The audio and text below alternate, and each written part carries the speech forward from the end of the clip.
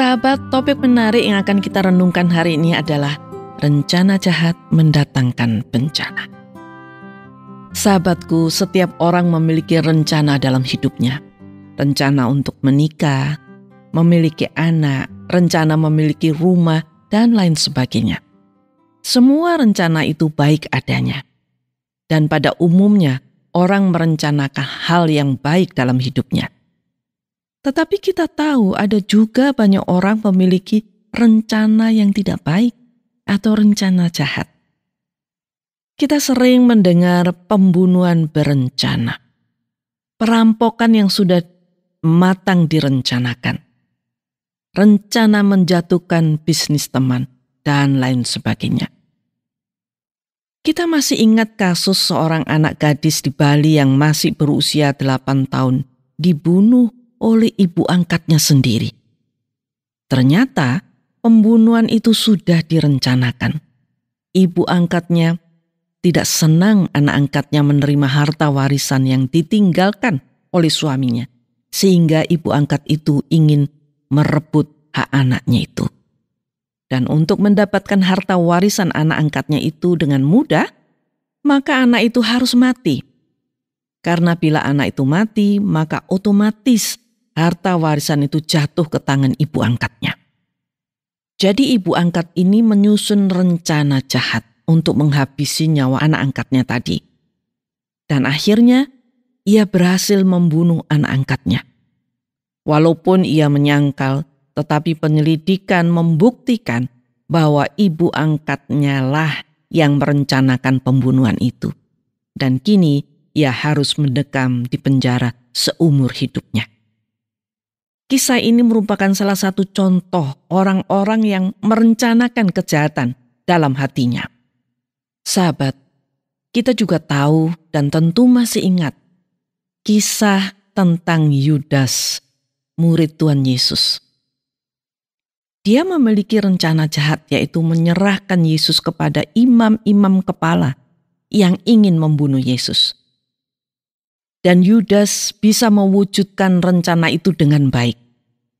Yudas berhasil menyerahkan Yesus dan mendapatkan uang yang telah disepakatinya dengan imam-imam kepala itu. Tetapi setelah Yudas tahu bahwa Yesus dijatuhi hukuman mati, ia menyesal.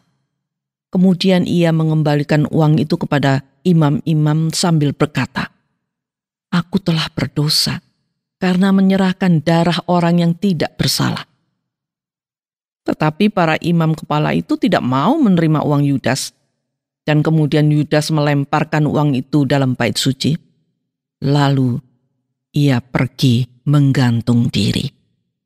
Sahabatku, orang bisa membuat rencana jahat dalam hatinya untuk tujuan tertentu yang diinginkan. Bila orang memiliki rencana jahat dalam hatinya, maka ia juga akan berusaha keras untuk melaksanakan atau mewujudkan rencana itu. Rencana yang baik maupun yang jahat, keduanya mengandung konsekuensi atau akibat. Bila kita merencanakan sesuatu yang baik, lalu rencana itu terwujud, maka kita akan puas dan bahagia. Dan kita bisa menikmati hasil usaha kita untuk mewujudkan rencana baik itu. Tetapi tidak dengan rencana yang jahat.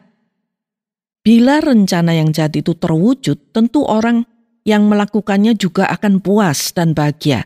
Tetapi itu hanya sementara. Karena kejahatan melawan hukum, pasti ada akibatnya.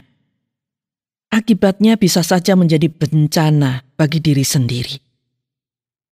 Kepuasan dan kebahagiaan karena perbuatan jahat hanya sebentar dan akan digantikan dengan penderitaan sebagai akibat dari perbuatan jahat. Dan tidak ada orang yang melakukan kejahatan yang terbebas dari hukuman.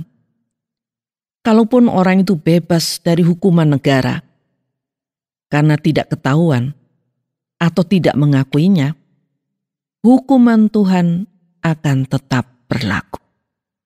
Firman Tuhan dalam Galatia pasal 6 ayat 7 mengatakan, "Jangan sesat. Allah tidak membiarkan dirinya dipermainkan. Karena apa yang ditabur orang itu juga yang akan dituainya. Sahabat, hati kita sangat berperan dalam segala perencanaan dan perbuatan kita dalam hidup ini. Dalam hati kita tersimpan segala perencanaan dan keinginan.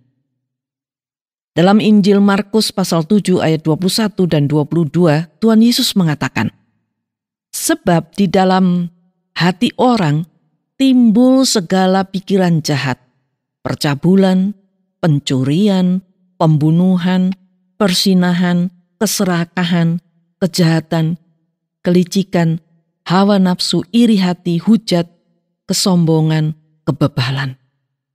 Jadi di dalam hati bisa tersimpan segala pikiran dan rencana jahat. Pikiran dan rencana jahat dalam hati seseorang tentu akan diusahakan sekuat tenaga untuk dikeluarkan atau diwujudkan. Hampir tidak pernah ada rencana dalam hati yang tidak dimunculkan atau diwujudkan.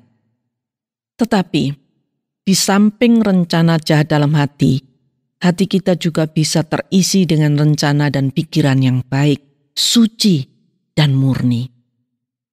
Hati yang baik dan suci akan terisi oleh kasih. Dan bila hati kita terisi oleh kasih, maka yang akan muncul adalah kesabaran, kemurahan hati, kesopanan, pengampunan, tidak egois. Hal-hal inilah yang akan keluar dari hidup kita bila hati kita menyimpan kasih. Bila di dalam hati kita tidak ada kasih, maka yang tersimpan adalah segala pikiran jahat, percabulan, pencurian, pembunuhan, persinahan, keserakahan, kejahatan, kelicikan, hawa nafsu, iri hati, hujat, kesombongan, dan kebebalan. Sahabatku, tentu Anda akan memilih menyimpan kasih, bukan? Tetapi mungkin Anda merasakan bahwa dalam hati Anda bukannya kasih yang ada, tetapi sebaliknya. Bila Anda ingin mengganti isi hati Anda dengan kasih, maka ada satu hal yang Anda harus lakukan, yaitu percaya kepada sumber kasih itu, yaitu Yesus Kristus.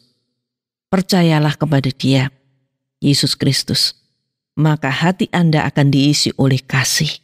Dan Tuhan Yesus melalui Roh Kudus-Nya akan membimbing melakukan atau mewujudkan kasih yang sudah tersimpan dalam hati Anda. Anda tidak akan menemui lagi rencana jahat dalam hati bila kasih telah menguasai hati Anda.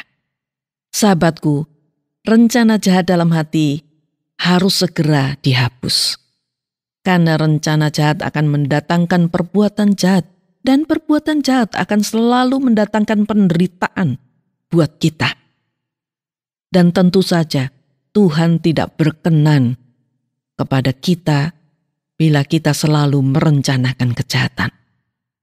Karena melakukan kejahatan berarti bertentangan dengan kehendak Tuhan. Tuhan mau agar kita memuliakan Dia dengan perbuatan kasih kita. Tuhan memberkati Anda.